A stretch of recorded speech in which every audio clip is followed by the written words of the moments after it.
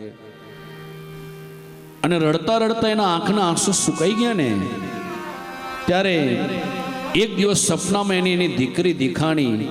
દરેક દીકરીની હાથમાં મીણબત્તી સળગતી હતી, પણ આ બાપાની જે દીકરી હતી ને એની મીણબત્તી હોલવાઈ ગયેલી હતી.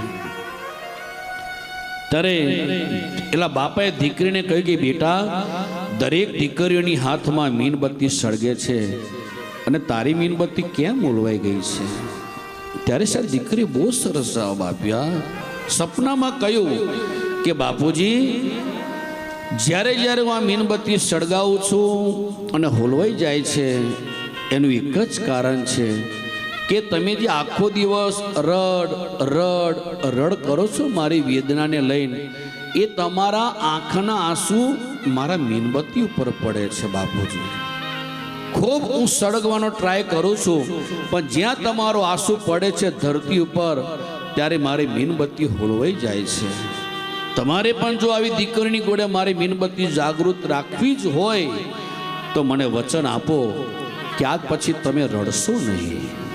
વિચાર કરો, સપનાની અંદર એ દીકરીએ પોતાના બાપને રડતા બંધ કરી દીધા. સાહેબ, આનું નામ દીકરી કહેવાય છે. એટલે જગતગુરુ શંકરાચાર્ય મહારાજ પોતે કહે છે કે યત્ર નાર્યસ્તુ પૂજ્યંતે રમંતે તત્ર દેવતા. જે ઘરની અંદર નારી અને શક્તિની પૂજા થાય છે ને, એ ઘરની અંદર દેવતાઓ જાગૃત રહે છે. સાહેબ, શું રહે છે? જે ઘરમાં નારીની પૂજા થાય એ ઘરની અંદર દેવતા આવીને વાસ કરે છે. સાહેબ, એમ અહીંયા સુખદેવજી મહારાજ પરીક્ષિત રાજાને કહ્યું કે બાનાસુર ની એક દીકરી હતી જેનું નામ છે ઉષા. બાનાસુરની એક દીકરી કોણ હતી? અને ઉષાની એક મિત્ર હતી જેનું નામ છે ચિત્રલેખા. ઉષાને સપનાની અંદર સાહેબ એને એનો પતિ મળી ગયો. વિચાર કરો, સપનામાં તમને મળ્યો કોઈને? જીવતા મળ્યા તમને તો હા સામે બેઠા હોય ત્યારે ખબર પડે કે આપણા છે. હજુ છે એટલે ફાઇનલ નથી, હજુ ખાલી હા નાનો જવાબ બાકી છે ને. ઓલી તો સપનાની અંદર સાહેબ વિચાર કરો, એને પોતાના જોયેલા વ્યક્તિને, અને એને શું કહેવાય છે? ગાંધર્વ વિવાહ. કયો વિવાહ? ગાંધર્વ વિવાહ. ગાંધર્વ વિવાહ હતો આપણા શાસ્ત્રોની અંદર. ઘણા બધા વિવાહ છે, એ બધી ચર્ચાઓ નથી કરવી. એમ ઉષા સાહેબ સપનામાં એને જે જોયો, પછી એનું રંગ ઢંગ બધું બદલાઈ ગયું. એટલે ચિત્રલેખા કહે છે કે તે કોને જોયો છે? હું ચિત્ર બનાવતું ઓળખી લઈશ? તો કે હા સાહેબ, ચિત્રલેખાએ દેવો, દાનવો, અસુરો, ગાંધર્વો એટલા બધા ચિત્રો બનાવ્યા. બનાવતા બનાવતા શ્રી કૃષ્ણનું ચિત્ર બનાવ્યું તો ઉષા થોડીક લજ્જાઈ. ત્યાર પછી પ્રદ્યુમ્નનું ચિત્ર બનાવ્યું તો થોડીક શરમાઈ. અને ત્યાર પછી અનિરુદ્ધનું ચિત્ર બનાવ્યું. પેલી ચિત્રલેખાએ ત્યારે ઉષા કહે છે મને સપનામાં દેખાયું આ જ વ્યક્તિ છે. અને એ ચિત્રલેખા યોગ માયા દ્વારા આખી દ્વારકામાંથી અનિરુદ્ધને ઉષાના મહેલમાં લાવ્યા. સોનિતપુર. ક્યાં લાવ્યા? સોનિતપુર, જ્યાં બાનાસુર રહેતો હતો, એની નગરી હતી. સાહેબ, ઇતિહાસ તો ઘણો બધો લાંબો છે એનો. પછી ભગવાન કૃષ્ણને ખબર પડી અને એ સોનિતપુરની અંદર બાનાસુરે નાગપાસ બાણ મારીને અનિરુદ્ધને બાંધી લીધો. ઉષા બહુ રડે છે, પણ બાનાસુર છોડતો નથી. છેલ્લે ભગવાન કૃષ્ણ બાનાસુર સાથે યુદ્ધ કરે છે. પણ સાહેબ, બાનાસુર કોનો ભગત હતો ખબર છે? ભગવાન શિવનો ભગત હતો. એના કેટલા હાથ હતા? 1000 હાથ હતા. અને 1000 હાથથી જે પોતે જે વગાડતો હતો ને સંગીત, નૃત્ય, અરે ભગવાન કૈલાસપતિ નૃત્ય કરતા હતા સાહેબ. આ તાંડવ કરતા હતા.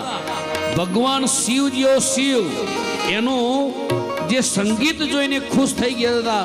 એટલે ભગવાન શિવ એ બાનાસુરના અધીનમાં થઈ ગયેલા હતા. પરિણામ ભગવાન શિવે બાનાસુરના 4 જ હાથ રહેવા દીધા અને બધા હાથ એના કાપી નાખ્યા. અને એ બાનાસુરે પોતાની દીકરી ઉષાને અનિરુદ્ધ સાથે વિવાહ કરાવ્યો. એ કથા બતાવી. ત્યાર પછી સુખદેવજી મહારાજ પરીક્ષિત રાજાને કહે છે કે રાજાને પાંડવોને એક દિવસ રાસુ યજ્ઞ કરવો હતો, પણ એ રાસુ યજ્ઞની અંદર એક જણને જીતવાનો બાકી હતો. કોણ હતો યાદ છે? જરાસંઘ. કોણ બાકી હતો? જરાસંઘને જ્યાં જીતે નહીં ત્યાં સુધી રાસુ યજ્ઞનું ફળ મળે નહીં. એટલે ભગવાન પોતે એ સ્વયં અર્જુન અને ભીમને લઈને સાહેબ જરાસંઘ પાસે જાય છે ને યુદ્ધની ભિક્ષા માગે છે. અને યુદ્ધની અંદર જરાસંઘનું યુદ્ધ ભીમ સાથે થાય છે. 26 દિવસ સુધીનું યુદ્ધ થાય છે તોય જરાસંઘ સાહેબ મળતો નથી. કારણ કે જરાસંઘની ઉત્પત્તિ જરા નામની રાક્ષસીમાંથી થયેલી હતી. અને એ ટાઈમે ભગવાને કહ્યું કે આને મારવો હોય તો મારી સામે તું નજર દોડાડ. અને ભગવાને 2 પાંદડા લીધા અને 2 પાંદડાને વચ્ચેથી ચીરી નાખ્યા. અને એ જમણા હાથનું પાંદડું ડાબા હાથે ફેંક્યું અને ડાબા હાથનું પાંદડું જમણા હાથે ફેંક્યું અને વચ્ચે શિવલિંગ મૂકી દીધું. અને ભીમે એવી રીતના જરાસંઘને માર્યો અને જરાસંઘનું મૃત્યુ બતાવે છે. ત્યાર પછી રાસુ યજ્ઞ સુંદર એવો સંપન્ન કરતા અગ્ર પૂજા કોની કરવી એ પ્રશ્ન આવ્યો. ત્યારે જરાસંઘનો દીકરો સહદેવ એ કહ્યું કે અગ્ર પૂજા કરવી હોય તો કૃષ્ણની જ કરો. એમાં શિશુપાળ સાહેબ આવીને વિરોધ કરવા લાગ્યો. ન શબ્દ કૃષ્ણને બોલે છે અને ભગવાન કૃષ્ણ એની ગાળો ગણે છે સાહેબ. શું ગણે છે? કારણ કે આજે આ શિશુપાળ છે ને સાહેબ જન્મ્યો તો ને ત્યારે કદરૂપો જન્મ્યો તો. કેવો જન્મ્યો તો? કદરૂપો. કદરૂપો ખબર છે કેવો જન્મ્યો તો? બોલો કહો મને. કેવો જન્મ્યો તો શિશુપાળ? ગોવિંદભાઈ, પોબડભાઈ, સોમભાઈ, કેવો જન્મ્યો તો ખબર છે? શિશુપાળ જન્મ્યો ત્યારે સાહેબ એની 3 આંખો હતી. આંખો કેટલી હતી? અને 4 હાથ હતા. આવો કદરૂપ. બોલો વિચાર કરો. અને કોઈ જ્યોતિષે આવીને એનું જોશ જોયો અને એમાં કહ્યું કે જો જેના હાથમાં શિશુપાળ રમશે અને રમતા રમતા 1 આંખ ખરી જશે અને 2 હાથ ખરી જશે ને એના જ હાથે આ શિશુપાળનું મૃત્યુ છે. એટલે એની માં જે છે ને શિશુપાળની જે મળવા આવે ને તો શિશુપાળને રમવા આપે. અને એ રમાડતા રમાડતા કૃષ્ણના હાથમાં શિશુપાળ આવ્યો અને શિશુપાળ અને તરત જ એની 1 આંખ ખરી ગઈ અને 2 હાથ ખરી ગયા. ત્યારે શિશુપાળની માને ખબર પડી કે આ કૃષ્ણના હાથે જ મારા દીકરાનું મૃત્યુ છે. ત્યારે એની માં આજે શિશુપાળનું મૃત્યુ ન થાય એની માટે સાહેબ ખૂબ કરગરે છે, ખૂબ રડે છે. ત્યારે ભગવાન કૃષ્ણ કહે છે ફોઈબા કેમ રડો છો તમે? કે દીકરા મારા દીકરાનું મૃત્યુ તારા હાથે લખેલું છે. તો ભગવાન કહે તો જેના ટાઈમે જવાનું તો છે જ. તો કે ના તું વચન આપ મને મારા દીકરાને તું નહીં મારે. ફોઈબાના કરગવાથી ભગવાન કૃષ્ણે સાહેબ વચન આપ્યું. કઈ રીતના? સો અપરાધો તક કભી કર દી ક્ષમા પ્રદાન વચન દિયા શ્રી કૃષ્ણ ને દિયા મોક્ષ વરદાન. ભગવાન કૃષ્ણે કહ્યું કે હે ફોઈબા તમારો આ દીકરો શિશુપાળ 100 ગાળ બોલશે ત્યાં સુધી હું નહીં મારું, પણ 101 ગાળ જો બોલશે ને તો મારું સુદર્શન ચક્ર એનું માથું છીરી નાખશે. પણ માં જા બીજું પણ તને વચન આપું છું કે તારો દીકરો જ્યારે મળશે ને મારાથી તો એનો મોક્ષ પણ થઈ જશે. દિયા મોક્ષ વરદાન. અને એ શિશુપાળ જ્યાં ન શબ્દ બોલવાના બોલતો હતો ભગવાન એની ગાળો ગણે છે. 101 ગાળ થઈ એટલે સુદર્શન ચક્ર દ્વારા શિશુપાળનું છેદન કર્યું અને સાહેબ અહીંયા રાસુ યજ્ઞ પણ સંપન્ન કર્યો. ત્યાર પછી સુખદેવજી મહારાજ પરીક્ષિત રાજાને કહે છે કે રાજન દ્વારિકાની અંદર સાલ્વ, દંતવક્ર અને વિદુરથનો ભગવાને ઉદ્ધાર કર્યો અને હવે પરીક્ષિત રાજા કહે છે કે બ્રહ્મણ, મેં સાંભળ્યું છે કે ભગવાનનો એક પરમ મિત્ર હતો. તો કે હા, તો મને એની કથા નહીં કહો. હા સાંભળો. ત્યારે સુખદેવ મહારાજ કહે છે કે રાજન, આ મિત્રતા કેટલા દિવસમાં બંધાઈ હતી? 64 દિવસની મિત્રતા. સાહેબ તમે જો કેટલા દિવસની? પણ 64 દિવસની મિત્રતા હજુય વખાણ કરે છે. અને આપણે મળતા સુધીને પડખે રાખીએ તો છેલ્લે તે એકવાર ખરાબ જ હતો ગયેલો, હારો વેલો જતો રહ્યો કે કઈ કે ના કહીએ સાહેબ. આ 64 દિવસની મિત્રતા તમે જોવા જાઓ હજુય એના વખાણ થાય છે. જે સાંદીપની ઋષિ આશ્રમની અંદર સુદામો પોતે ભગવાન કૃષ્ણની સાથે ભણતા હતા, પણ સાહેબ સુદામો એટલો બધો પંડિત હતો ને, તો એને આટલું દુઃખ કેમ પડ્યું? એનું એક જ કારણ કે એ જીવનમાં એકવાર ખોટું બોલી ગયો સાહેબ. ઇતિહાસ તો ઘણો બધો લાંબો છે. સુદામા ચરિત્રની જો કથા કરું તો મને લાગે 4 વાગી જાય. તો મારું પ્લેને જતું રહે અને તમારી ટ્રેનની ગાડી પણ જતી રહે કે ના જતી રહે. મારે આજ રાત્રે વડોદરામાં ફંક્શન છે. વડોદરાની અંદર બધા રાહ જોઈને બેઠા છે. મારી 2000 માણસો ત્યાં. એટલે મેં એમને વચન આપ્યું કે હું સાંજના 9 વાગે તમારે ત્યાં ફંક્શનમાં હાજરી આપીશ. આજે 2000 માણસ ત્યાં રાહ જોવે છે મારી ત્યાં વડોદરાની અંદર. એટલે કહેવાનો મતલબ કે સુદામા ચરિત્ર તો તમને બધાને ખબર જ છે, એ મુદ્દા ઉપર ફોકસ નથી કરવું. પણ સુદામાએ જીવનની અંદર જે વ્રત હતું, અયાશક્ર વ્રત, એ વ્રત છોડ્યું નહીં. દ્વારકાની અંદર ભગવાન પાસે જાય છે, તોય તમે જોવા જાઓ ભગવાન પાસે માગતો નથી. ભગવાનને ખબર છે કે મારા મિત્રને શું જોઈએ છે. અને જે તાંદુલ શું લઈને આવી હતી સુદામા? તાંદુલ જે લઈને આવ્યા હતા, એ તાંદુલ જ્યાં ભગવાન આપે છે અને ભગવાન એ તાંદુલ ખાય છે, એમ એને વૈભવ આપતા ગયા. ત્યારે ભગવાન કહે છે કે મિત્ર, મારી ભાભી માટે મારા માટે કંઈ મોકલાયું છે સંદેશો?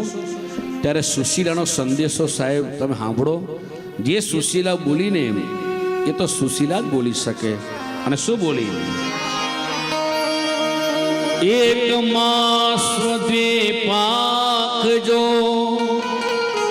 દો એકાદશી હોય, સુપ્રભુ દીન દયાળને નિત પ્રતિદિન હો. સુદામા ભગવાનને કહે છે કે તમારી ભાભીએ મને સંદેશો આપ્યો અને કહ્યો કે 1 માસ દ્વે પાખજો, 2 એકાદશી હોય. મહિનામાં કેટલી એકાદશી હોય છે? 2 હોય છે. પણ સો પ્રભુ દીન દયાળ ને નિત પ્રતિદિન હોય. અમારે તો રોજે રોજ એકાદશી, રોજે રોજ એકાદશી. આ સંદેશો દ્વારકાધીશે સાંભળ્યો અને દ્વારકાધીશે સાહેબ સુદામાનું દુઃખ ભાગી નાખ્યું અને વૈભવ આપી દીધો. એ કથા બતાવી. ત્યાર પછી દ્વારકાની અંદર સૂર્યાનિકી ગ્રહણ આવે છે અને એ સૂર્યગ્રહણની અંદર કુરુક્ષેત્રના મેદાનની અંદર બધા સ્નાન કરવા જાય છે. સ્નાન કરતા કરતા યશોદા, નંદ બાબા, દેવકી, વસુદેવ બધા મળે છે. રાધા પણ મળી, પણ રાધા સાહેબ બોલતી નથી. કૃષ્ણ કહે છે રાધા 2 શબ્દો કાંઈક તો બોલ, આટલા ટાઈમથી મળ્યા છે કાંઈ નહીં બોલે. ત્યારે રાધા કાંઈ નથી બોલતી, ખાલી કે આ બંસરી વગાડી દે બાપ, તારી બંસરી નથી સાંભળી મેં હજુ. અને રાધાએ જે બંસરી કૃષ્ણની હાંચવી રાખી હતી એ બંસરી આપે છે અને સાહેબ કૃષ્ણ કુરુક્ષેત્રના મેદાનમાં બંસરી વગાડે છે. ત્યારબાદ પોતાની માં દેવકીને ખબર પડી કે મારો દીકરો કોઈ દ્વારકાધીશ ખાલી નથી, એ તો બ્રહ્માંડધીશ છે. કયો ધીશ છે? બ્રહ્માંડનો અધિપતિ છે મારો દીકરો. એટલે દેવકી કહે છે બેટા, તારા મામાએ મારા 6 દીકરાઓ અને મારી નાખ્યા છે, હજુનું મોઢું મેં નથી જોયું હરખી રીતના. જો તું આટલા બધા ભક્તોનું દુઃખ દૂર કરતો હોય તો મારું દુઃખ દૂર નહીં કરે દીકરા.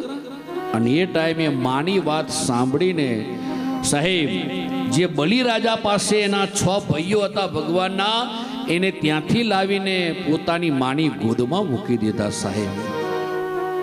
હા, અને માની ગોદમાં મૂક્યા ત્યારે સાહેબ વિચાર કરો, દેવકી એટલી ઘરડી થઈ ગઈ હતી તોય એના સ્તનમાંથી દૂધની ધારા વહેવા લાગી. ભગવાન કૃષ્ણ સાહેબ આવી 125 વર્ષમાં થોડુંક જ અંતર ખૂટે છે, અને 125 વર્ષની અંદર તમે જોવા જાઓ ભગવાનના એકે દાંત નથી પડ્યા. 125 વર્ષની અંદર ભગવાનના મોઢા ઉપર કોઈ કરચલી પડી નથી. 125 વર્ષની અંદર ભગવાનની આંખો ઉપર કોઈ ચશ્મા નથી આવ્યા. સોમભાઈ, અને અત્યારે મોટા મોટા ચશ્મા પહેરી ફરે તો કે અમે ભગવાન કે લે. કઈ રીતના આપણે કેવું સાહેબ ભગવાન ભગવાન હોય તો સાહેબ દ્વારકાધીશનું ચરિત્રને સાંભળવું બહુ જરૂરી છે. એને દ્વારકાધીશ ભગવાનનું ચરિત્ર સાંભળવું બહુ જરૂરી છે સાહેબ. એમ કઈ સીધા ભગવાન ના થઈ જવાય. આ કૃષ્ણ 125 વર્ષ રહ્યો તોય તમે જોવા જાઓ મોતિયો નથી આવ્યો, આંખો પર ચશ્મા નથી આવ્યા, કરચલી પડી નથી, મોઢામાં એકે દાંત નથી પડ્યા. પોતાના મા બાપ ઘરડા થઈ ગયા છે, દીકરો તો એવો ને એવો જુવાન જ છે સાહેબ. અને એ સૂર્યગ્રહણની કથા બતાવી. હવે એકાદશ સ્કંદ એટલે કે મુક્તિ લીલા આવે છે, અને એ મુક્તિ લીલાની અંદર સુખદેવ મહારાજ પરીક્ષિત રાજાને કહે છે કે રાજન, એક દિવસ થોડા ઘણા યાદવ ની અંદર સામ નામનો યાદવ એવું એના મગજમાં એન્ટ્રી પડી કે લાવ સાધુની પરીક્ષા લેવા જો. સાહેબ જીવનમાં યાદ રાખજો, ક્યારે કોઈ સાધુની પરીક્ષા ના લેતા.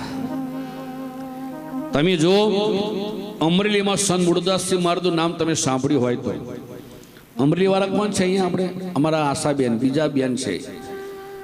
તમે સંત મૂળદાસની વાત સાંભળેલી છે કોઈ?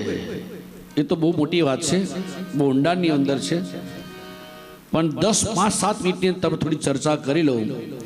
એ સંત મૂળદાસજી મહારાજના દર્શન વગર અમરેલી પ્રજા કામ કરવા જતી નથી. સમયાંતરે એ જ ગામની અંદર દીકરીને જ્યારે પેટમાં બાળક રહી ગયું સાહેબ, ત્યારે દીકરી વિચાર કરે છે કે આ દીકરાનો બાપ તો હજુ કોઈ છે નહીં, તો શું જવાબ આપીશ? એ દીકરી આત્મહત્યા કરવા જતી હતી. ત્યાં સાહેબ એ સન્મૂળદાસજી મહારાજ સંધ્યા કરતા હતા ને, ઊભા થઈને દીકરીનો પકડ્યો તો હાથ અને કહે છે, બેટા કેમ તું આત્મહત્યા કરે છે? ત્યારે દીકરી કહે છે કે બાપુ મારા પેટમાં બાળક છે, હજુ મેં લગ્ન પણ નથી કર્યા, હું શું જવાબ આપીશ સમાજને? ત્યારે સંત મૂળદાસજી કહે છે, બેટા એક કામ કર, એને તું મારું નામ આપી દેજે, મારું નામ આપી દેજે.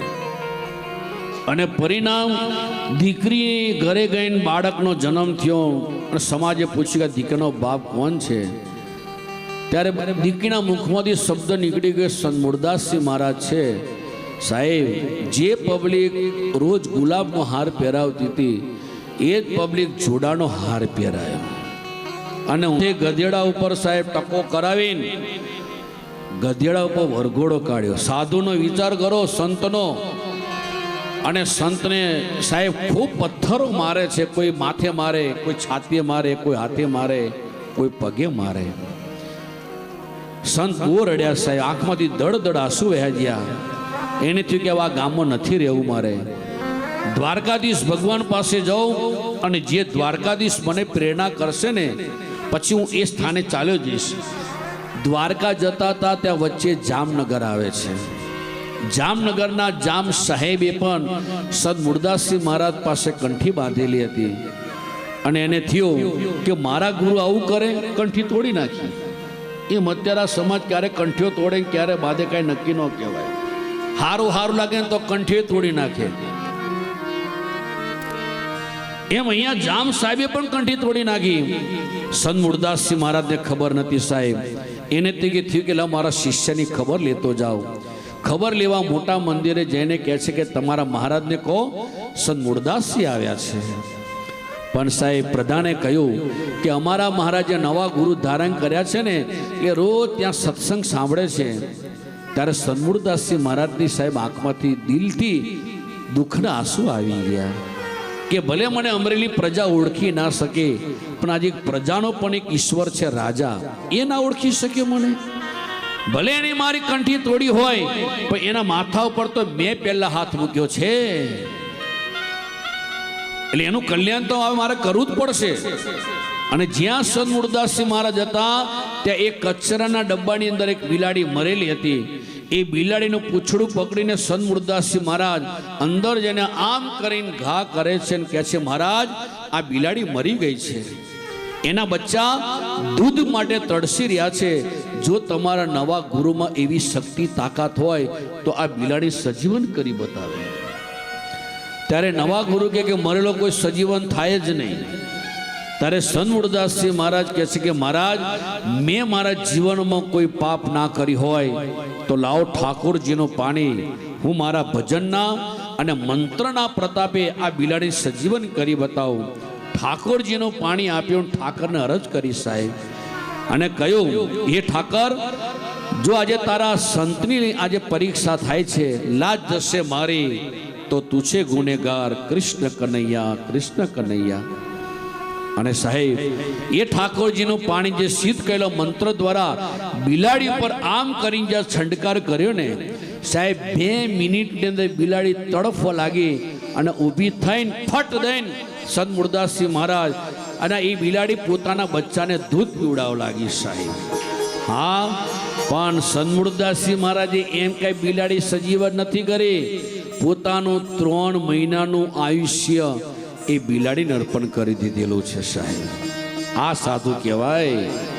જ્યારે ભગવાનને કોઈ દર્દીને પ્રાર્થના કરવા જાય ને સાહેબ, ઘણા લોકો મને પ્રશ્ન કરતા હોય છે કે બાપજી સંતને આટલું બધું દુઃખ, પોપટભાઈ આવી પરીક્ષા ઘણી બધા કરતા હોય કે અમે તમારી પાસે પ્રાર્થના લઈને તમે જ આટલા બધા દુઃખી હોય તો અમારે કોની પાસે જવું? ત્યારે હું એને કહું છું કે ભાઈ, તમે કોઈ પણ સંતની પાસે જાઓ છો ને તો તમે એની પાસે દુઃખો માગો છો, તમારું દુઃખ એને અર્પણ કરો છો કે મારું આટલું દુઃખ પાર પાડી દો, મારું આટલું કામ કરાવી નાખો. એ સાધુ ભગવાનને પ્રાર્થના કરે અને તમારા દુઃખમાંથી તમને સુખનો અનુભવ કરાવે અને પછી જો તમે હરખા ના લો ને તો સાહેબ એ કર્મની ગતિનું ફળ એ સાધુને ભોગવવું પડે છે. કોને ભોગવવું પડે છે? સાધુને ભોગવવું પડે છે. એટલે ભગવાને પછી કહે કે જો આ ત્યાંને હાજો કર્યો ને એનું આ પરિણામ છે. મેં એને હરખો જ રાખ્યો હતો પણ તારી પ્રાર્થનાથી મેં એને હાજો કર્યો, જો આ કેટલાને દુઃખી કરે છે તો તું દુઃખ ભોગવ. એટલે સાહેબ સાધુને છેલ્લે પીડાનું કારણ આ છે કે જે વ્યક્તિ પગે લાગે એટલે તમે શું કોઈ મંદિરે જાઓ તો કોઈ સારું માગે કે મારી પાસે 2 કરોડ છે તો હું તને 1 કરોડ આપી દઉં, એવું કોઈ કે? એમ જ કે ને કે 2 કરોડ આપ્યા છે પણ હજુ 50 લાખની જરૂર છે, એટલો પાર પાડી દે ને કદાચ જો આપી દે ને પછી તો તમે હરખા ના લો તો સાહેબ દોષિત કોણ થાય? આપણે થઈએ.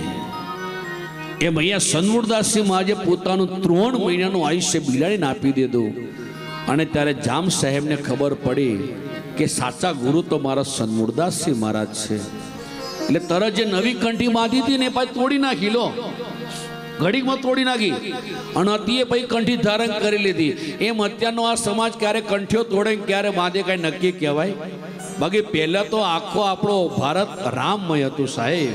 હા, અને કયો કે રામ સિયા રામ જય જય રામ, સિયા રામ જય જય રામ, રામ સિયા રામ જય જય રામ, સિયા રામ જય જય રામ. મંગલ ભવન મંગલ હારી, દ્રવ સુદ શરથ અજીર બિહારી રામ. સિયા રામ જય જય રામ, સિયા રામ જય જય રામ. સિયા રામ મય સબ જગ જાની, દ્રવ સુદ શરથ ચિર બિહારી રામ સિયા રામ સિયા રામ જય જય રામ રામ સિયા રામ સિયા રામ જય જય રામ પહેલેના સમયની અંદર સિયા રામમય સબ જગ જાની કરહું પ્રણામ જોરી જુગ પાણી. એક રામમય આખું વાતાવરણ હતું, પછી કૃષ્ણમય વાતાવરણ થયું.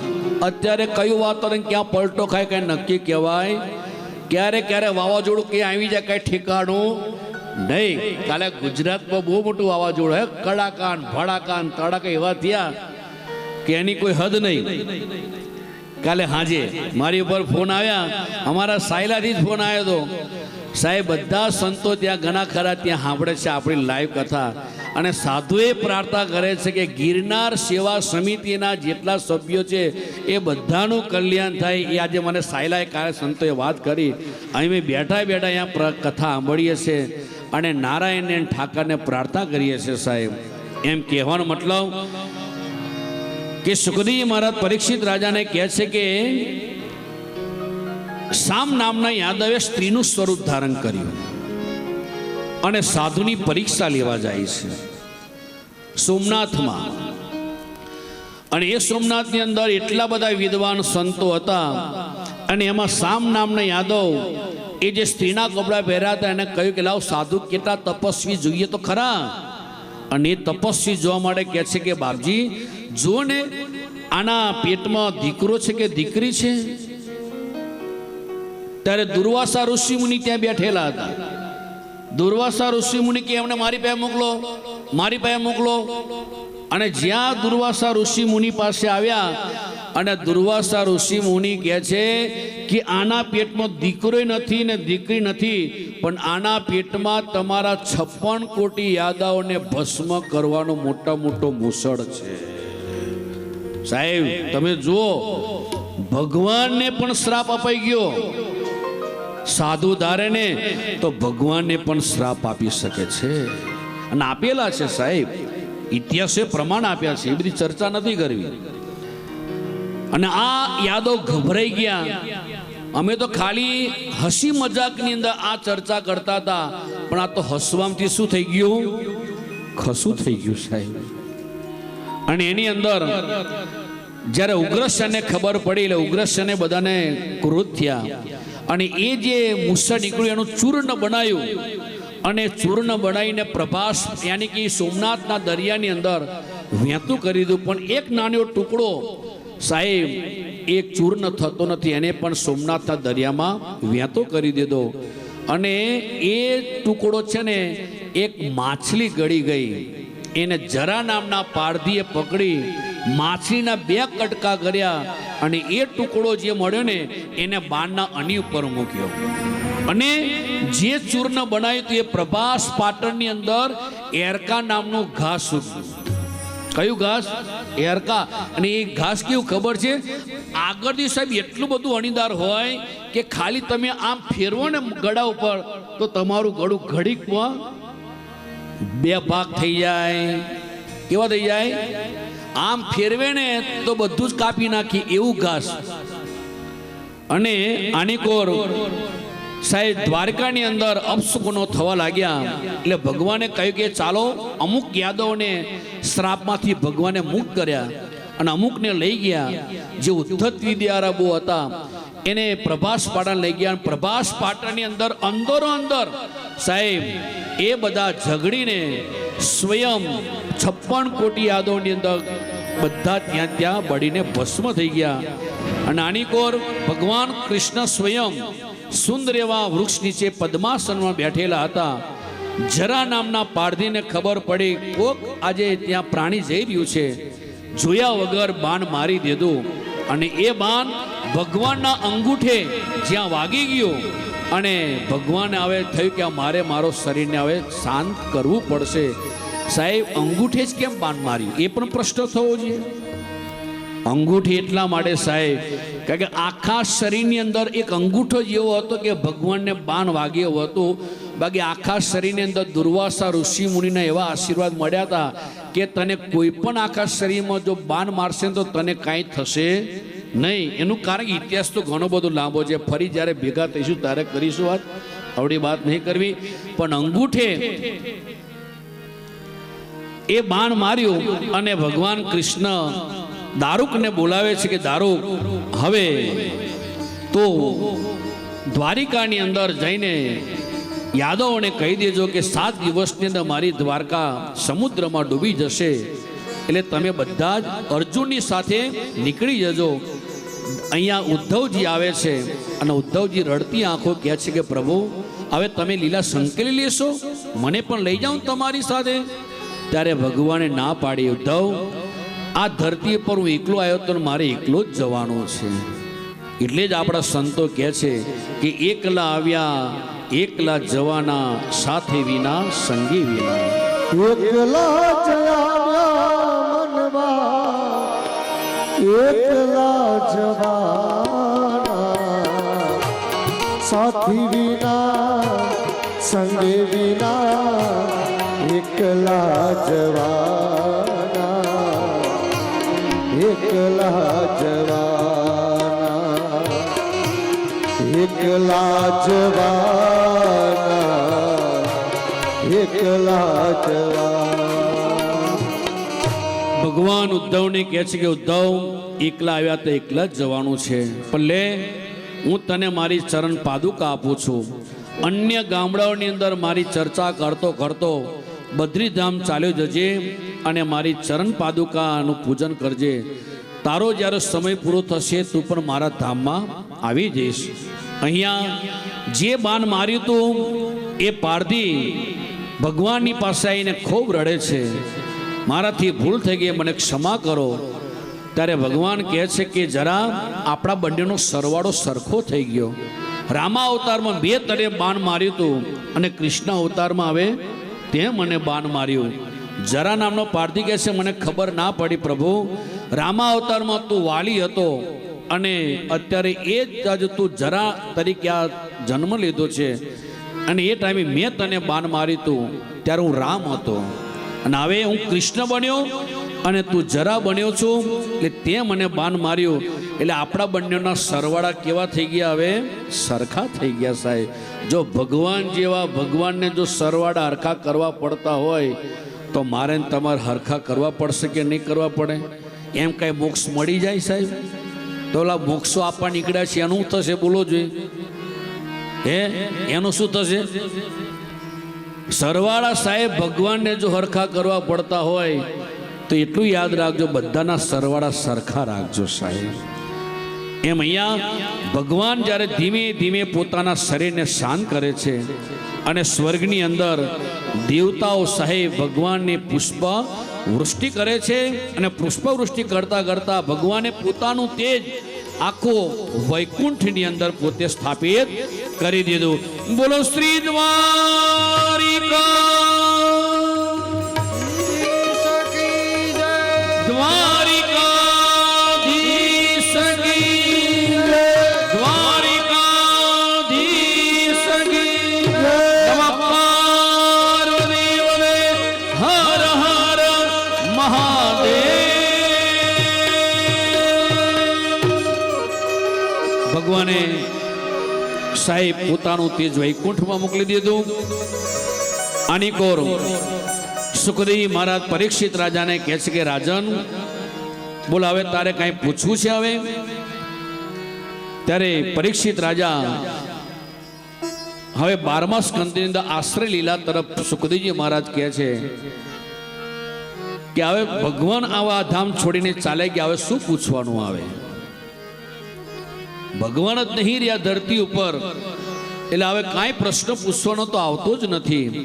ત્યારે સુખદેવજી મહારાજ કહે છે કે ભગવાન ચાલે ગયા પછી આ ધરતી પર કળિયુગ આવી ગયો, અને કળિયુગ કેટલા વર્ષનો છે? 4,32,000 વર્ષનો કળિયુગ છે. અને એની અંદર આપણે ફક્ત 5,200 ની અંદર જ પ્રવેશ કર્યો છે. હજુ તો બહુ કળિયુગ બાકી છે કાઢવાનો. આ 5,200 માં આટલો બધો ડખો જોઈએ છે તો હજુ શું નહીં થાય? બોલો જોઈએ, હજુ શું નહીં થાય? હે એટલે સાહેબ સુખદેવજી મહારાજ કહે છે કે રાજન તારે કઈ પૂછવું એ પૂછી લે આવે, કારણ કે હવે તારે પણ 7 દિવસ પૂરા થવાયા છે. તક્ષક નાગ તને કરડવા આવી રહ્યો છે, પણ એ તક્ષક નાગની નજર જો મારી પડી જશે તો એનું ઝેર અમૃત બની જશે. એટલે મારે નીકળવું પડશે, કારણ કે ઋષિના બાળકનો શ્રાપ નિષ્ફળ જવો જોઈએ નહીં. એટલે એ ટાઈમે પરીક્ષિત રાજા કહે છે કે બ્રહ્મન, તમારા બંને હાથ મારા માથા ઉપર મૂકી દો.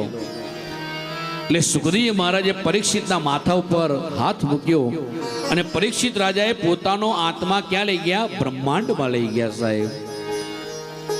અને નાનીકોર સુખદેવ મહારાજ પોતાનું દંડ કમંડળ લઈને ત્યાંથી નીકળી ગયા. 88,000 ઋષિ મુનિઓ જોયે છે કે લાવ તક્ષક નાગ કેવો છે એ જોવા માટે બેઠેલા છે. પરીક્ષિત રાજા પોતાનો આત્મા બ્રહ્માંડમાં લઈ ગયા અને ભગવાનને પ્રાર્થના કરે છે. અને કઈ રીતના? તેરી શરણ,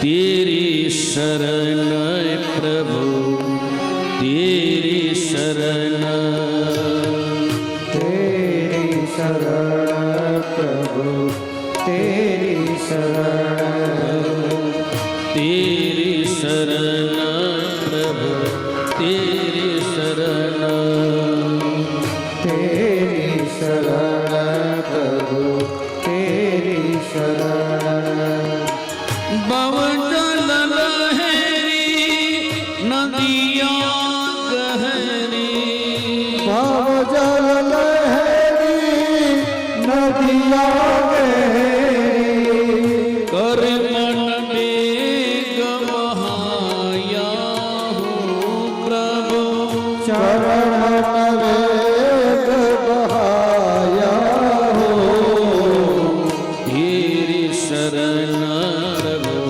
तेरी शरण, तेरी शरण प्रभु तेरी शरण, परिबल माया जाल बिछाया, माया जाल बिछाया, चारों तरफ फसाया हूँ मैं, चारों तरफ फसाया हो, तेरी शरण प्रभु, तेरी शरण, तेरी शरण प्रभु तेरी शरण, शनि बंगारा विषय विकारा, सर्वकारा विषय विकारा, जन्म जन्म भर माया हूँ मैं, जन्म जन्म भर माया हो, तेरी शरण प्रभु, तेरी शरण, तेरी शरण प्रभु तेरी शरण, ब्रह्मानंद दासी दसन का, ब्रह्मानंद दास दर्शन का, ब्रह्मानंद दासी दसन का, ब्रह्मानंद दास दर्शन का, चरण कमल लिपटाया हूँ मैं, चरण कमल लिपटाया हो, तेरी शरण प्रभु, तेरी शरण, तेरी शरण प्रभु तेरी शरण, हरे कृष्णा कृष्ण कृष्ण हरे हरे, हरे कृष्णा कृष्ण कृष्ण हरे हरे, हरे राम राम राम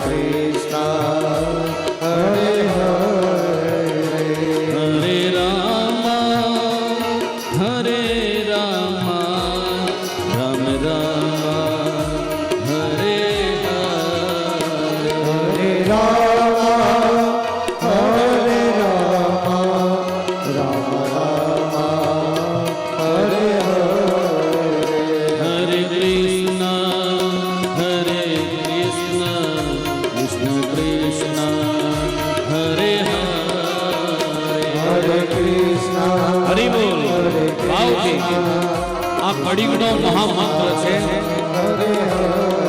જે પરીક્ષિત રાજા પોતાનો દેહ છોડી રહ્યા છે. કાલે મારે ને તમારે પણ દેહ તો છોડવાનો છે સાહેબ. પણ આવા કથાની અંદર જો કદાચ કંઈક સારી ધૂન બોલાઈ ગઈ તો અંતિમ સમય આ ધૂન મને ને તમને કામ લાગી જશે સાહેબ. માટે આવો ભાવથી અને પ્રેમથી હરે કૃષ્ણ કૃષ્ણ કૃષ્ણ હરે હરે હરે રામ રામ રામ હરે હરે હરે રામ હરે રામ રામ રામ હરે હરે હરે કૃષ્ણ કૃષ્ણ કૃષ્ણ હરે હરે હરે કૃષ્ણ કૃષ્ણ કૃષ્ણ હરે હરે હરે રામ રામ રામ હરે હરે હરે રામ હરિ બોલ. હરે હરે હરે કૃષ્ણ કૃષ્ણ કૃષ્ણ હરે હરે હરે કૃષ્ણ કૃષ્ણ કૃષ્ણ હરે હરે હરે રામ રામ રામ હરે હરે હરે રામ રામ રામ હરે હરે હરે રામ રામ રામ હરે પરીક્ષિત રાજા પોતાનો આત્મા બ્રહ્માંડમાં લઈ ગયા. જે કળિયુગનો મહામંત્ર છે હરે કૃષ્ણ કૃષ્ણ કૃષ્ણ હરે હરે, આ કળિયુગનો મહામંત્ર છે સાહેબ. અને એ મહામંત્રનો પાઠ પરીક્ષિત રાજા અખંડ કરી રહ્યા છે. એક બાજુ તક્ષક નાગ સુંદર નાનું કીડાનું રૂપ લઈને ફળની અંદર ઘૂસી ગયો અને એ ફળ જ્યાં પરીક્ષિત રાજા માટે આવ્યું અને એ ફળમાંથી તક્ષક નાગે પોતાનું રૂપ ધારણ કર્યું અને રૂપ ધારણ કરતાની સાથે જ પરીક્ષિત રાજા જ્યાં બેઠા હતા ત્યાં આવીને ધનુષ મારી દીધો. બોલો શ્રી પરીક્ષિત મહારાજ કી જય, ભાગવતી ભગવાન કી જય. અને આ 88 ઋષિ મુનિએ જરા જોયું, એને એમ થયું કે સંસારની અંદર જગતની અંદર મૃત્યુ ઉત્તમ છે. કારણ કે પરીક્ષિત રાજાએ તો પહેલેથી જ પોતાનો આત્મા બ્રહ્માંડમાં લઈ ગયા હતા. એટલે સ્વર્ગમાંથી સાહેબ પરીક્ષિત રાજા માટે વિમાન લેવાયું અને પરીક્ષિત રાજાને વિમાનમાં બેસાડીને એને ક્યાં લઈ ગયા? સ્વર્ગમાં લઈ ગયા. બોલો શ્રી દ્વારિકાધીશ કી જય.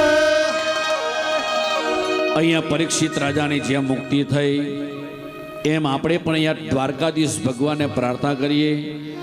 જે શ્રોતાઓ વિવિધ ગામડામાંથી આવેલા છે અને પુથી યજમાન કચરાભાઈ જોઈતીરામ પટેલ, ધોળીબેન કચરાભાઈ પટેલનો તમામ પરિવાર અને અમારી ગિરનાર સેવા સમિતિના તમામ મેમ્બરો, અન્ય શ્રોતાઓ અને વિજ્ઞાનના માધ્યમથી જે લાઈવ ટેલિકાસ્ટ જોઈ રહ્યા છે એ તમામના પિતૃનું કલ્યાણ થાય, સદગતિ થાય, શાંતિ મળે અને ભવિષ્યમાં આપણે ક્યારેક જતા રહીશું પણ આપણાને આવી રીતના વૈકુંઠ સુધીને પહોંચાડે એવી દ્વારકાધીશ ભગવાનના ચરણમાં પ્રાર્થના.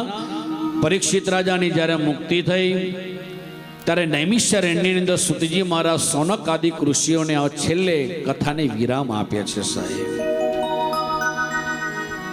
વિરામ આપતા પહેલા સત્યમ પરમ ધીમહિથી કથા શરૂ થઈ હતી અને સત્યમ પરમ ધીમહિથી કથા અહીંયા પૂરી થાય છે. એટલે આ કથા સત્ય છે સાહેબ. ત્યારે સુતજી મહારાજ સૌનક આદિ ઋષિઓને કહે છે હવે છેલ્લે ભગવાનને બે હાથ જોડીને આપણે પ્રાર્થના કરી લઈએ. માટે આવો બધા જ પોતપોતાના સ્થાને બે હાથ જોડજો જે સુતજી મહારાજ પ્રાર્થના કરે છે એ પ્રાર્થના આપણે અહીંયા કરી લઈએ. યમ બ્રહ્મા વરુણેન રુદ્રમરુતા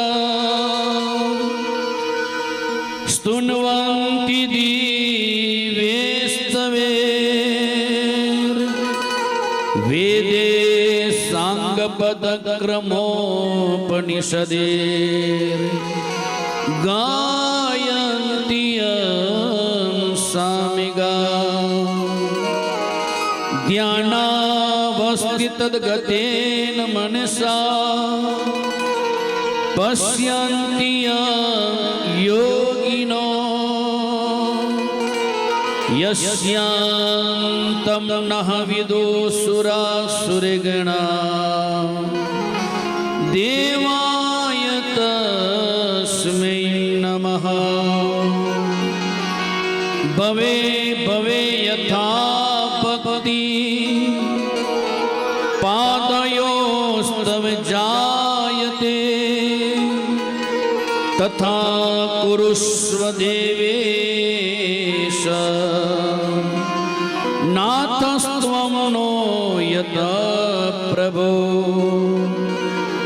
નામ સંકીર્તન યસ્ય સર્વ પાપૈ પ્રણાશન પ્રણામો દુઃખ સમનસ્ત નમામિ હરિપર નમામિ હરિપર. સુતજી મહારાજ પ્રાર્થના કરીને કહે છે કે જન્મ જન્માંતર સુધી જ્યાં જ્યાં અમારો જન્મ થાય, હે પ્રભુ આવી જ અવિચળ ભક્તિ અમને તમારી મળતી. અને સુત પુરાણી મહારાજ અહીંયા કથાને વિરામ આપે છે. સાહેબ, કથા પૂરી થઈ નથી. કથા જીવનમાં ક્યારેય ભગવાનની પૂરી થતી જ નથી. કારણ કે હરિ અનંત હરિ કથા અનંતા. ભગવાન જેટલા અનંત છે એટલી એની કથાઓ પણ એટલી અનંત છે.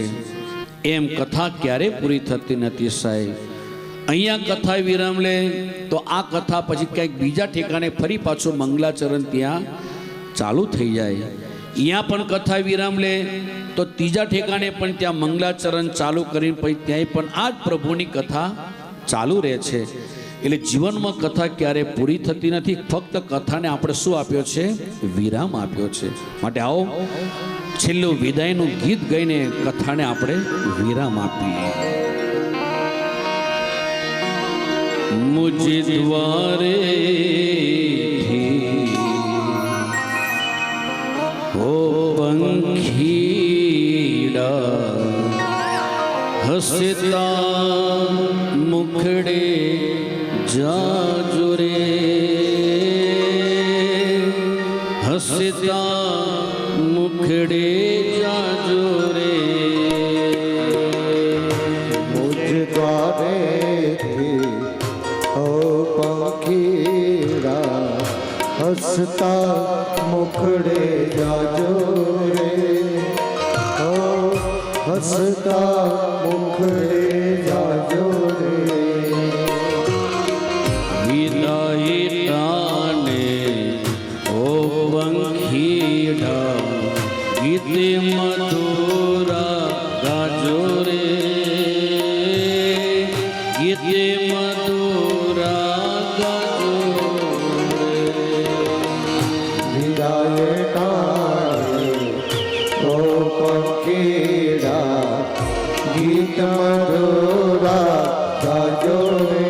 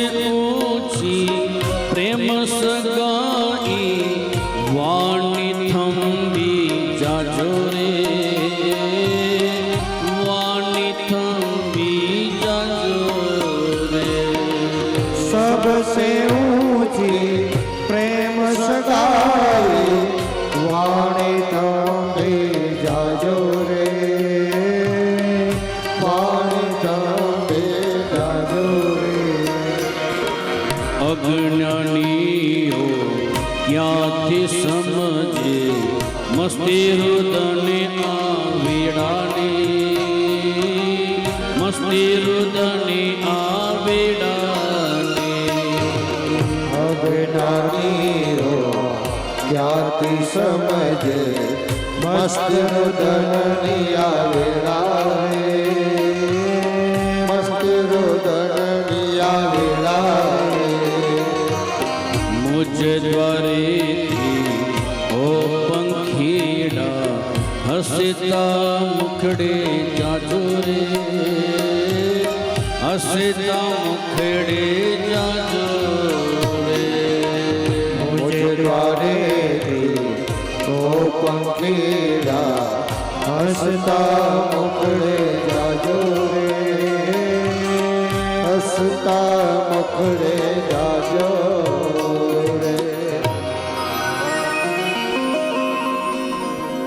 અહીંયા 7 દિવસની જે ગિરનાર સેવા સમિતિ બાપુનગર અમદાવાદ દ્વારા સુંદરીઓ જે ભાગવતનું આપણે અહીંયા 7 દિવસ અનુષ્ઠાન કર્યું, એમ 7 દિવસ સાહેબ જલ્દી પૂરા થઈ ગયા.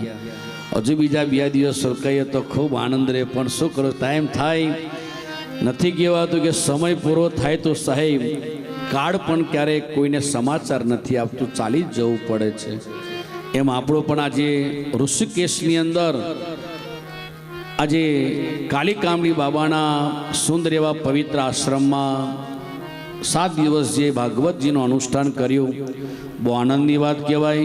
કૃષ્ણ કનૈયા લાલ કી જય. જય શ્રી કૃષ્ણ. નમસ્કાર.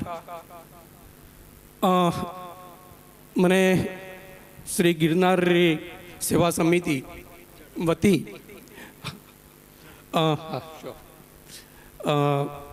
બે કામ સોંપ્યા છે. એક તો આભાર વિધિ ગિરનાર સેવા સમિતિ વતીથી તેમજ ભક્તજનો વતીથી પણ કરવાની રહેશે.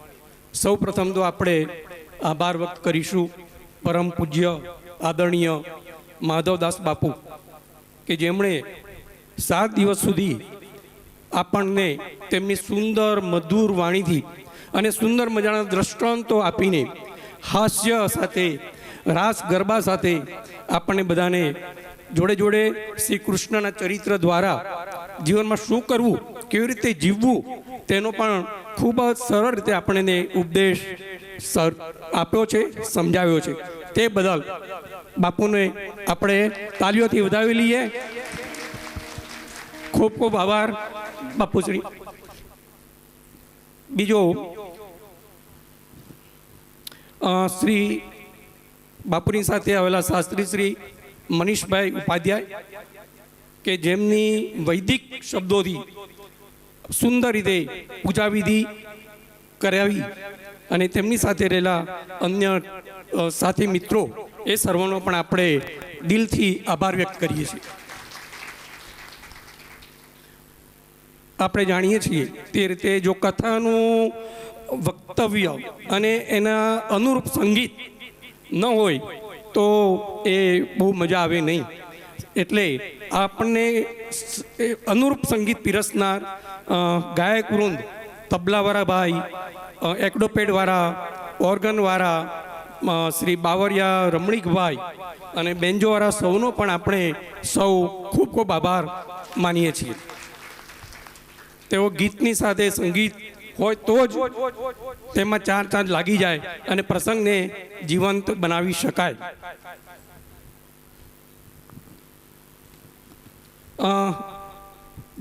જેમના ખૂબ જ મોટા દાન અને આર્થિક સહયોગથી આપણને બધાને જે લાભ મળ્યો છે સત્સંગનો, એવા દાતા શ્રી કચરાભાઈ જોઈતારામ પટેલ અને તેમના તમામ પરિવાર તેમજ આ સાથે 7 દિવસના ભોજનના દાતા તેમજ અન્ય દાતાઓ જે આઈસ્ક્રીમના દાતા હતા, ચોકલેટના દાતા હતા, એ સર્વેનો પણ આપણે આભાર વ્યક્ત કરીએ છીએ.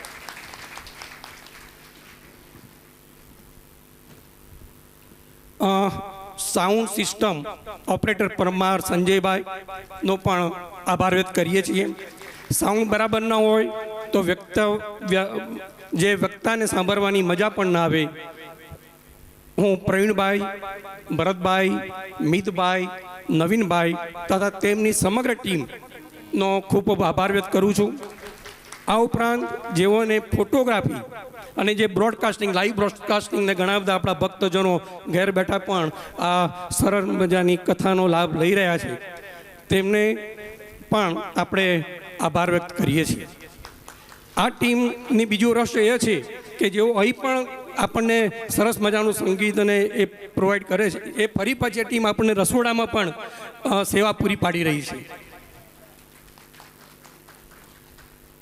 ભૂખે ભક્તિ ન થાય તે ઉક્તિ મુજબ આપણને સરળ સવારેનો ચા નાસ્તો, બપોરનું સંપૂર્ણ ભોજન, 3 વાગે ચા અને સાંજે શરીરને અનુકૂળ આવી તો હળવું ભોજન બનાવનાર રસોઈયા શંકરભાઈ પુરોહિત અને તેમની ટીમ તથા પીરસવાની વ્યવસ્થા માટે મુકેશભાઈ, મનીષભાઈ, હાર્દિકભાઈ, સંદીપભાઈ, પ્રવીણભાઈ, મિતભાઈ, નવીનભાઈ તથા તેમના અન્ય સાથી મિત્રો કે જેમણે 4 કલાકની ઊંઘ લઈ સમયસર ભોજનની વ્યવસ્થા કરી, તે સર્વનો કથામાં પધારેલ દરેક ભક્ત વતી હું આભાર માનું છું. સાથે ભોજન પીરસવા પણ ભાઈઓએ સહકાર આપ્યો છે, તેમનો પણ આભાર માનું છું. આ ઉપરાંત આપણને જે વાનપ્રસ્થ આશ્રમની સરસ મજાની આ વ્યવસ્થા પ્રોવાઈડ કરી છે, એ આપણે બાબા કાલી કમલી આશ્રમનું મેનેજમેન્ટ એ તમામ ટીમનો પણ આપણે આભાર વ્યક્ત કરીએ છીએ.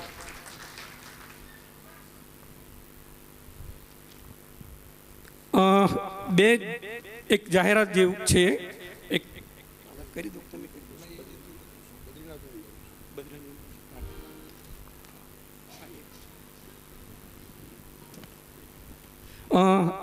આ ઉપરાંત સૌથી આભાર મેં વ્યક્ત કરવાનો રહ્યો તો સમગ્ર ગિરનાર સેવા સમિતિ ટીમના સભ્યો કે જેઓ ખૂબ જ મહેનત કરી છેલ્લા 6 મહિનાથી અથાગ પરિશ્રમને અંતે આપણી આ કથાને સફળ બની રહી છે. તેવા શ્રી ગોવિંદભાઈ પટેલ, પોપટભાઈ પટેલ, સોમભાઈ પટેલ, રાજુભાઈ, જીતેન્દ્રભાઈ, મુકેશભાઈ, ભુરાભાઈ, પરસોત્તમભાઈ, તુલસીભાઈ અને આશાબેને તો સરસ મજાના આપણને ગીત સંગીત પણ પીરસ્યું છે. એમને એ ખૂબ જ એક્ટિવ રહ્યા છે સુધી, તો એમનો પણ આભાર, ખૂબ ખૂબ આભાર બેન. અને આ સમગ્ર ટીમને તો ખરેખર તાલીઓથી વધાવી લઈએ. ખૂબ જ મહેનત કરી છે, ખૂબ ખૂબ, અને પ્રેમ સભર બધાને એમને દરેક વસ્તુ આપણને પીરસવાનો પ્રયત્ન કર્યો છે. કોઈ પણ જાતની અડચણ નથી અને વિના વિઘ્ને આપણી આ કથાનું સમાપન થયું છે. અને છેલ્લે શ્રોતા વગર સભા નહીં, હું તમામ ભક્તજનો કે જેઓ આ કથા શ્રવણ માટે પધાર્યા છે અને ગિરનારી સેવા સમિતિની વિચારધારા ચાલશે, ફાવશે, ગમશે તેવા આદર્શોને માન આપી કથામાં ભાગ લીધો, તે બદલ સર્વે ભક્તોનો ગિરનારી સેવા સમિતિ વતી અને ભક્તજનો વતી સર્વેનો આભાર. વધુમાં છેલ્લે આવનારા 2026ના જેમનું નામ ઓલરેડી ડિક્લેર થયું છે અને ગાંધીનગર અર્બન કોઓપરેટિવ બેંકના ચેરમેન શ્રી ચંદુભાઈ પટેલ, એમનું પણ ભવિષ્યમાં જે કંઈ ખર્ચ ઉઠાવવાના છે, જે કંઈ દાન એમને આપ્યું છે, એ માટે એમનો પણ ખૂબ ખૂબ આભાર. છેલ્લે બાપુના 2-3 શબ્દો મેં કોટ જ્યારે કથા કરતા હતા ત્યારે બહુ સરસ અગત્યના એમના શબ્દો મેં નોંધ કર્યા છે. સમયનો અભાવ છે, બધા નહીં, પણ 1-2 વસ્તુનો હું ખાસ ઉલ્લેખ કરવા માગું છું. મૃત્યુને સુધારવાની કોશિશ ન કરો, મૃત્યુને મૃત્યુને સુધારવાની કોશિશ કરો, મૃત્યુને ટાળવાની કોશિશ ન કરો. એમને ભાગવત અને ભગવતનો પણ બહુ સરસ રીતે ડિફરન્સ આપણને સમજાવ્યો છે. પ્રેમ કરનાર તમારા હાથમાં રાખો, વેર લેવાનું ભગવાન પર છોડો. આપવા માટે દાન, મેળવવા માટે જ્ઞાન અને છોડવા માટે અભિમાન શ્રેષ્ઠ છે. આ બાપુના શબ્દો. બાપુને સાષ્ટાંગ પ્રણામ, વંદન.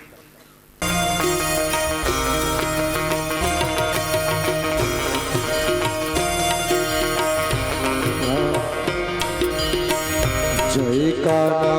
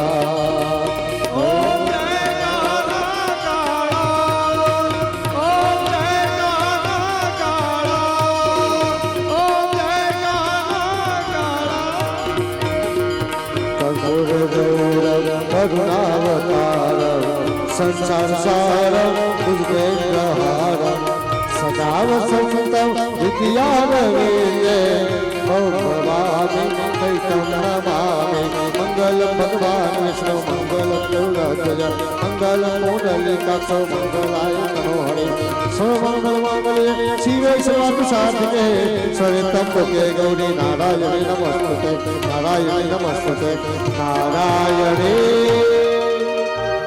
नमोस्तुते લઈ લેવાના મંત્ર પુષ્પાંજલિના ધ્યાયેત ચરણ કમલ યુગમં પંકજર પૂજયિત્વા કનક કુસુમમાલા કંઠદેશેર્પયિત્વા